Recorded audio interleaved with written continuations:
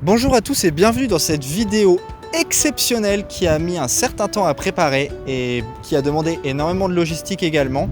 Donc on se retrouve aujourd'hui à La Rochelle et on va parler de la transidentité.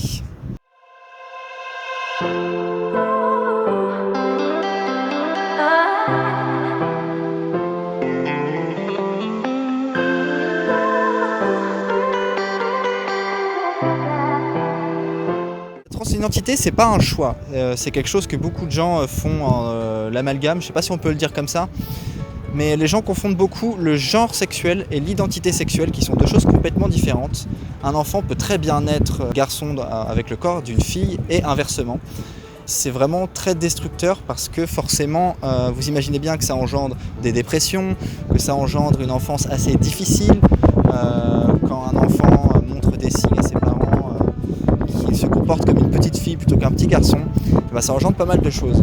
Du coup, on est parti en parler avec les gens de La Rochelle et on va voir ce qu'ils savent sur la transidentité.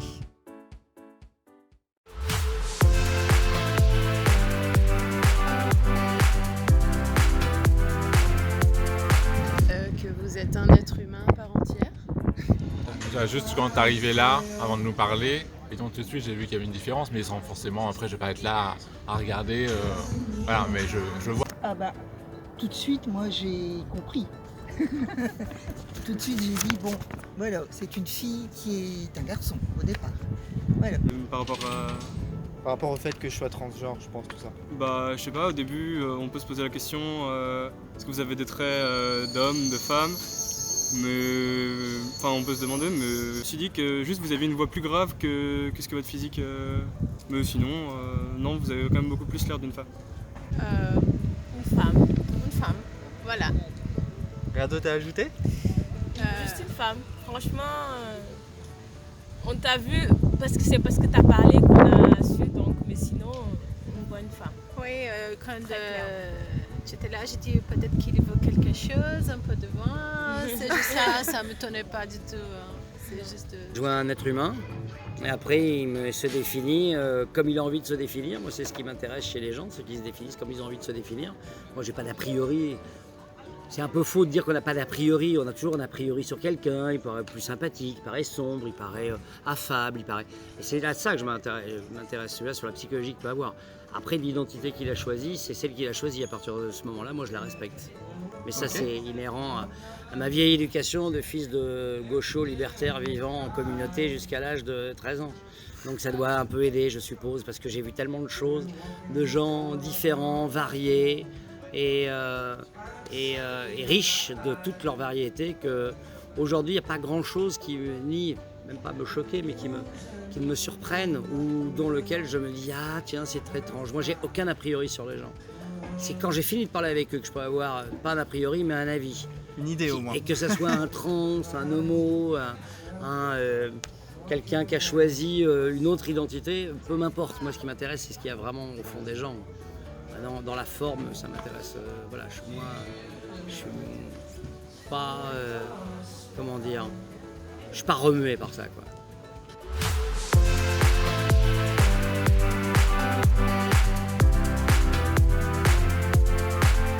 Oui. Oui. Bah oui, parce qu'on en entend parler quand même là depuis quelques temps, et heureusement d'ailleurs. Il était temps que ce soit un peu au goût du jour, parce qu'on a un petit peu de retard sur l'acceptation de beaucoup de choses. Donc non, c'est très bien, ouais. Mais oui, heureusement, j'en ai déjà entendu parler. Vous avez entendu parler sur les réseaux sociaux? Sur Twitter, Ouais. beaucoup? Oui, c'est un sujet qui est assez connu, je pense, maintenant. Enfin, peut-être pas tous les gens, mais c'est un... Ouais, mais Je pense à y être habitué et à voir les gens partout s'assumer. Ouais, ça en parle de plus en plus dans les médias quand même. Après, moi, dans mon travail, j'en croise aussi, pas souvent, mais j'en ai croisé, j'en croise de temps en temps. Bon, c'est pas fréquent, bien sûr. Donc ouais, je pense que c'est un sujet qui est connu. En tout cas, moi, c'est un sujet que je connais. Ouais, connu, mais médiatiquement. Moi, dans la vie. Oui, t'en connais aucun. non. Ouais, t'as dû en croiser sans le savoir. Enfin, Oui, bien sûr. On connaît, après. On D'accord. connaît, mais après on n'a pas de On n'a proches. pas, oui, voilà, On n'a pas de proches qui ont cette orientation-là. Deux noms, enfin, vite fait. Et qui se sentent pas comme dans les cases hommes ou femmes, mais qui sont soit qui se sentent un peu des deux, soit qui se sentent. Des fois, il y en a qui sont ni l'un ni l'autre. C'est des gens qui cherchent leur place, quoi. Oui, je crois que c'est un peu quand quelqu'un se reconnaît dans une autre façon, de la façon qu'elle est née peut-être, c'est un peu comme la personne elle se sent différent de la façon qu'elle est née, si c'est une fille, un garçon, un peu ça je crois. Ok, et vous? Oui, à peu près la même chose qu'en fait la personne par exemple née, je sais pas, femme et ne se reconnaît pas dans son corps, donc voilà. Il se reconnaît par exemple dans le sexe opposé, donc En détail, non, mais enfin bon, depuis quelques années, je lis beaucoup de choses, j'ai vu beaucoup de reportages, il y a beaucoup de gens qui ont contribué à essayer justement de rendre le truc le plus naturel et le plus, pas banal, parce que c'est pas banal, on va pas non plus exagérer. Mais voilà, je me souviens de Bruce Jenner, un ancien champion d'aviron français aussi, qui a choisi qui est passé qui est allé vers le sexe qu'il estimait être le sien fondamentalement. Parce que c'est ça qui est merveilleux en fait dans l'identité trans, c'est que tout d'un coup vous apercevez que vous n'êtes dans la forme celui que vous n'êtes pas dans le fond.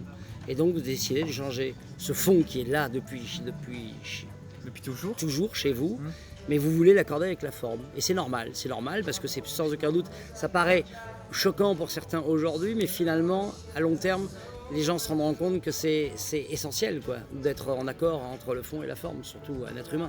Encore plus qu'un objet, encore plus qu'une œuvre, encore plus qu'une réflexion, que voilà. Il faut véritablement être en accord physiquement avec ce qu'on ressent, avec ce qu'on est. Exactement. Donc moi je trouve ça merveilleux en fait. Et je trouve ça merveilleux qu'on en parle de plus en plus et merveilleux aussi qu'il y ait des gens que ça continue à choquer parce qu'après tout, moi je suis pas né dans un monde où j'ai envie de m'entendre avec des gens qui sont à ce point pas d'accord avec ce qui sont mes valeurs. Je me fous de convaincre absolument ceux dont j'estime qu'ils n'ont rien à foutre dans ma famille ou dans mon environnement proche. Moi, je ne veux être qu'avec des gens avec qui je suis en accord. Donc moi, les trans, je suis en accord avec eux dès lors qu'ils sont en accord avec eux-mêmes.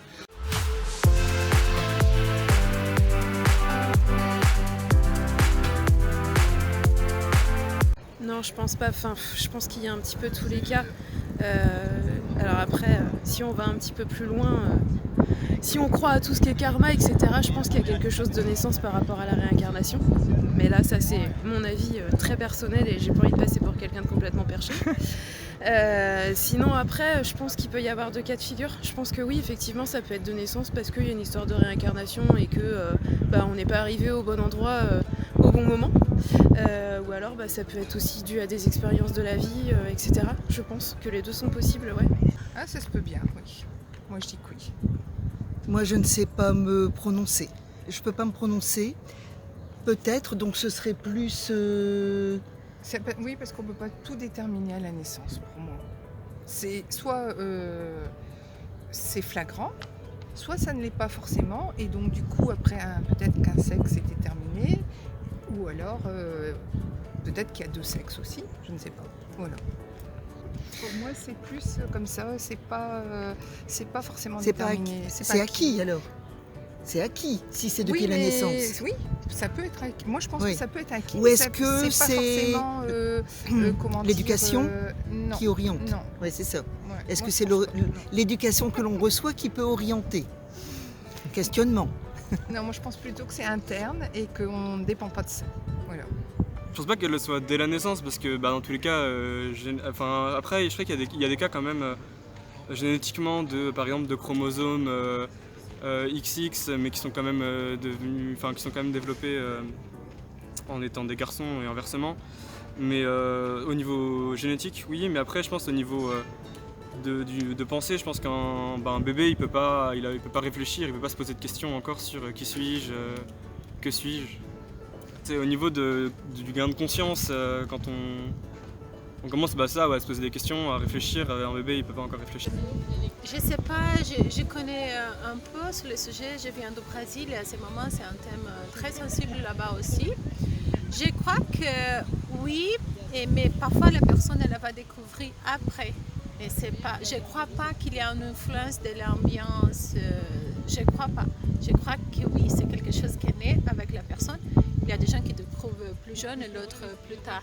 C'est ça que je pense. Ok, très bien. Et vous? Moi aussi, je pense qu'en fait, la personne, quand on est né, on ne peut pas comprendre beaucoup de choses. Donc, après, avec le temps, ça se découvre, mais la chose est dans la personne. Donc, après, avec le temps, ça se découvre. La transidentité, je ne sais pas, mais en tout cas, l'idée qu'on se fait de qui on est fondamentalement, je ne sais pas si elle l'est depuis la naissance, mais dès lors qu'on commence à prendre conscience de son corps, qu'on prend conscience qu'il y a ou un corps qui nous semble étranger à ce que nous ressentons profondément, là oui, est-ce qu'on le verbalise très tôt, j'en sais rien, mais dès lors qu'un enfant est en âge de verbaliser et d'argumenter et de dire à ses plus proches voisins, à savoir ses parents, de leur dire écoutez, je sens que je suis une fille, je sens que je suis un garçon, voilà, et je pense qu'on le sait dès lors qu'on l'intellectualise, dès lors qu'on le verbalise, oui, c'est ça. Avant, oui, voilà, dès lors qu'on se rend compte et qu'on se rend compte qu'on n'est pas à l'aise dans le corps que la nature vous a offert.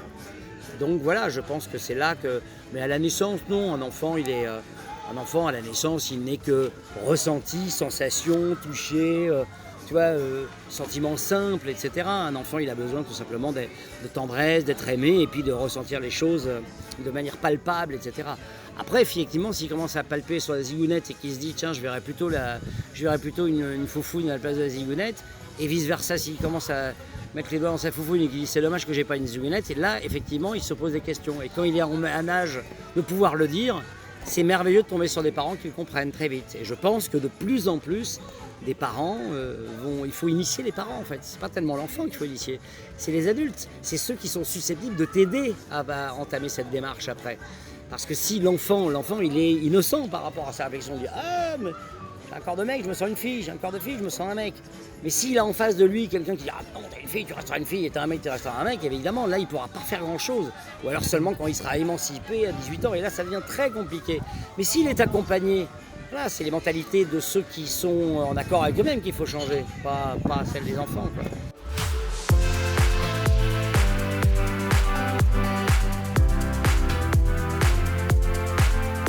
Ah non, c'est pas une maladie. Non, pas du tout. Non. Non. Absolument pas. Absolument pas. Non, c'est pas du tout une maladie. Non, mais parce que ça revient bien à ce que j'ai dit tout à l'heure. On est comme ça, on voit pas tout au départ. Et puis après, voilà, on évolue d'une certaine façon, mais c'est après le ressenti intérieur qui doit jouer, quoi. On ne peut pas être à la place de quelqu'un d'autre. Voilà. Et vous pensez quoi du coup du fait que les médecins dans le monde entier considèrent ça comme une maladie? Ah, je comprends pas. Je comprends pas parce qu'en fait c'est quand on a son esprit, on a le corps qui est pas au bon endroit et il faut faire en sorte que... Enfin c'est comme si on me demandait de vivre dans une maison que j'aime pas en fait. Je l'apparente à ça. Donc on a envie de décorer mieux sa maison et qu'elle nous corresponde. Ah non. Une maladie, c'est les personnes qui voient ça comme une maladie. Voilà. Parce que rien du tout. Hein. Voilà. Le fait que la personne ne se sent pas bien avec son corps et qu'elle veut chercher autre chose, ça dépend de nous. En fait, si ça nous rend heureux, on s'en fout des autres après. C'est les autres qui sont malades. Super. Non, évidemment non. T'imagines si après tout ce que j'ai dit maintenant, j'ai balancé une hérésie pareille, j'ai dit maintenant, fondamentalement, je pense que vous êtes de grands malades. Ah non, évidemment que non, c'est pas une maladie. Non, par contre, on peut se rendre malade de ne pas atteindre ce pourquoi on se sent être destiné, quoi. Là, oui, ça peut vous rendre malade. Et ça, c'est dégueulasse, d'empêcher les gens d'être ce qu'ils sont. Voilà.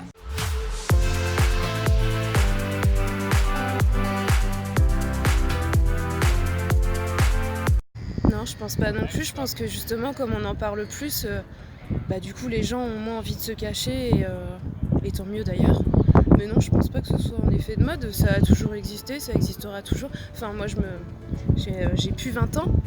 Et quand j'étais ado, à la mode de ça, on parlait moins de l'homosexualité. Et maintenant, heureusement, ça commence à devenir accepté. Enfin, je l'espère, tout du moins. Oui, non, c'est pas une mode, non, très clairement. Après, il y a peut-être ça, la mode, c'est qu'on en parle de plus en plus et peut-être plus facile de l'assumer et d'être visible. Mais ça change rien. Non, c'est pas un effet de mode. Tu deviens pas. Les gens qui disent que ça peut être un effet de mode, c'est peut-être parce qu'on voit de plus en plus de gens s'assumer, mais parce qu'il y a des gens qui s'assument et ça donne le courage aux autres de le faire. Alors, tu réponds. Moi, je pense pas que c'est un effet de mode. C'est peut-être parce que, j'espère d'ailleurs qu'on est de plus en plus tolérant. Oui, voilà. C'est plus J'espère que ça soit ça. par l'ouverture d'esprit et le fait que l'on tolère. Je pense.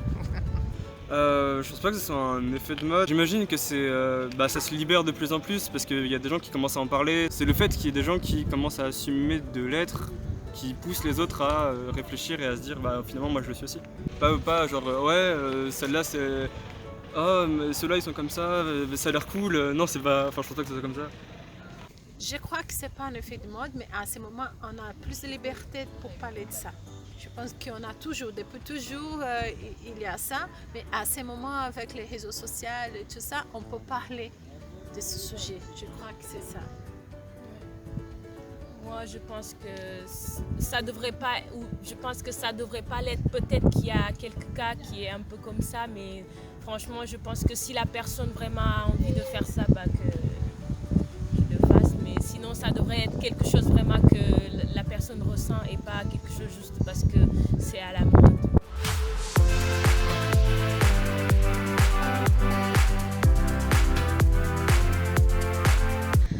Non, je pense que les mentalités sont en train d'évoluer. Il y a un problème de tranche d'âge. On a malheureusement une société qui est en train de reculer sur beaucoup d'avantages qu'on avait, même pour les femmes, pour tout, enfin voilà. Et du coup, je pense qu'il y a une certaine part de la population qui évolue, et en même temps, il y en a une autre qui est en train de rétro-pédaler, et c'est assez flippant. Non, je pense que ça dépend vraiment où. Ouais, si on parle à La Rochelle par exemple. À La Rochelle, pour moi, ça dépend où aussi. Je dépend pense qu'il y a plein de monde. Après, je pense que c'est la mentalité des gens. Et les gens qui seront dérangés par ça seront dérangés par vraiment plein d'autres choses, quoi. C'est une question de mentalité. Je pense pas que les questions transgenres vont déranger les gens qui sont déjà ouverts d'esprit et qui acceptent plein de choses. Le problème, c'est plus les gens, les gens à qui ça pose problème. C'est plutôt eux le problème. Moi je pense que, je suis pas dans l'opposition donc c'est facile pour nous en parler, mais je pense que les gens sont quand même de plus en plus ouverts, informés, et forcément ça questionne ou ils regardent peut-être un peu plus. Est-ce que les gens sont plus ouverts parce que plus informés, ou est-ce qu'on les laisse plus parler qu'avant? Ça c'est compliqué parce que tout est compliqué déjà par rapport aux religions, par rapport à la couleur de peau, par rapport à tout ça. Donc j'espère que ça va évoluer dans le bon sens du terme, la tolérance. Voilà. D'accord. Et vous? La bienveillance. Et je pense que l'intolérance, elle est peut-être limitée à un noyau plus réactionnaire, je dirais. Je pense que dans la globalité, les gens... Ou parfois par manque de connaissances. Aussi. En faisant un raccourci.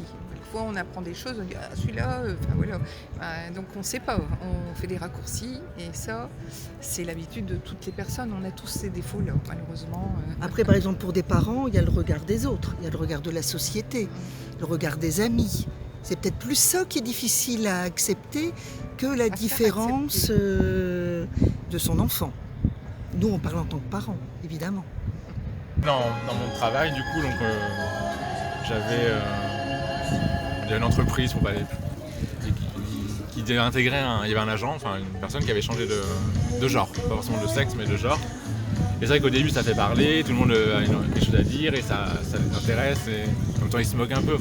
Et en fait, après, une fois que ça a été intégré, il y avait 50 personnes dans l'entreprise. Bon, ça bouscule un peu, mais je pense que les gens sont prêts. S'il y a un accompagnement et un peu de sensibilisation, peut-être que tu fais toi avec tes vidéos ou c'est quand on connaît pas. médias. Quand on connaît pas, du coup, il y a tout le temps l'appréhension. C'est bizarre, on a envie de connaître, du coup. Je pense que les gens sont prêts quand même. Partie des gens. Plus qu'avant, en tout cas. Ouais, surtout notre génération à nous qui commence à vraiment plus avoir les carcans qu'on avait avant. Je pense que quand on sera vraiment Bon, moi je suis jeune, mais justement quand on sera plus vieux, on commencera à avoir des enfants par exemple, à leur inculquer nos valeurs.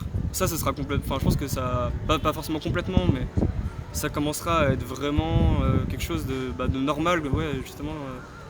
on ne trouvera pas ça comme une anomalie ou comme voilà, on dira bah il y a les hommes, les femmes, les transgenres.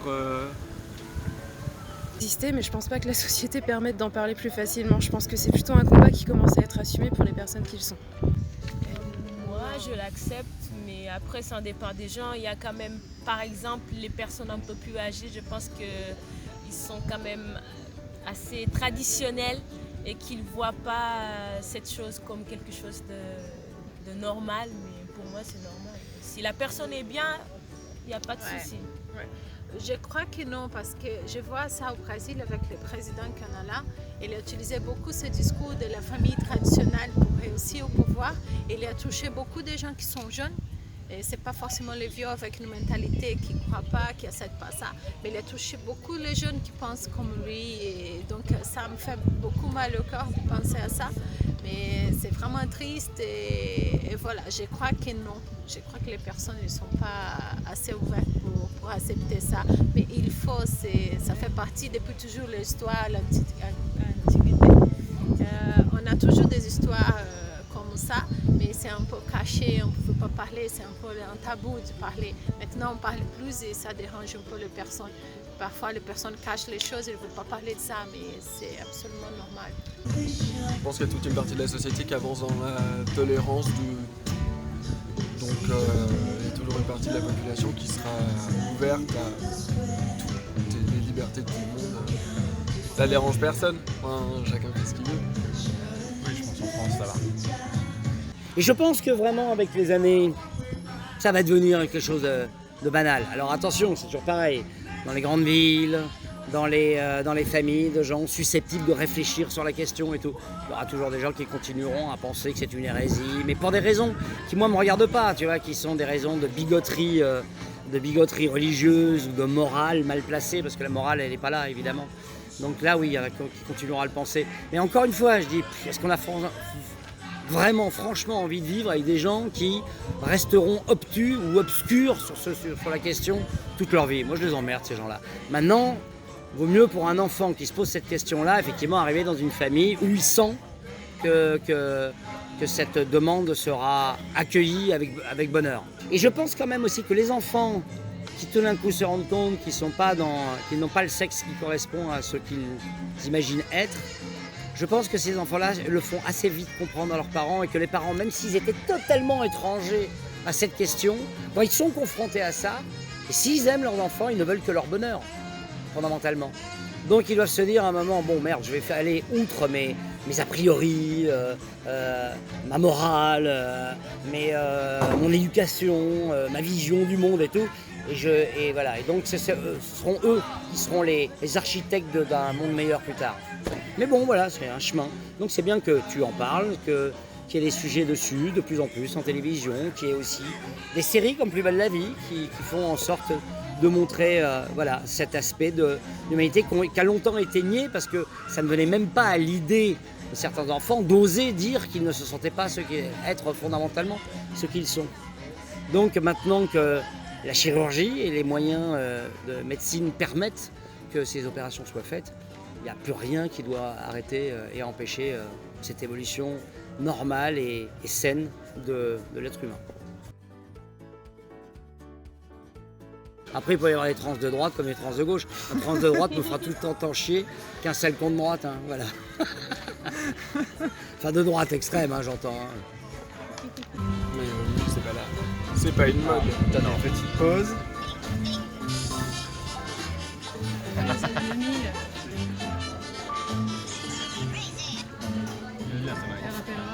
On fera le raccord. Alors, on a la moyenne. Eh bien, c'est un très beau témoignage. Non, on est... Justement, on a tout. C'est bon ? On a tout. Ok, très bonne réponse. Enfin, très bonne réponse.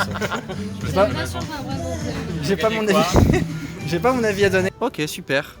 Ouais, de toute façon, on est tous différents. Ouais, mais c'est ça la beauté.